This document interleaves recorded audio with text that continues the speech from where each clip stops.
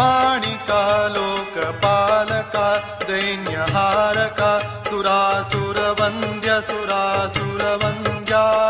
मां पाहि दयां कुरु विश्वप्रिय गुरु आद्या माणिका माणिका लोकपालका दैन्यहारका सुरासुरवन्द्य सुरासुरवन्द्या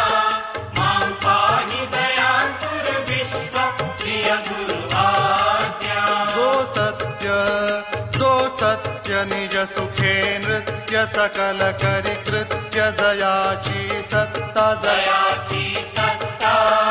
अस्ति भाति प्रिय रूप सकल जड़ा जड़ वेत्ता परिपूर्ण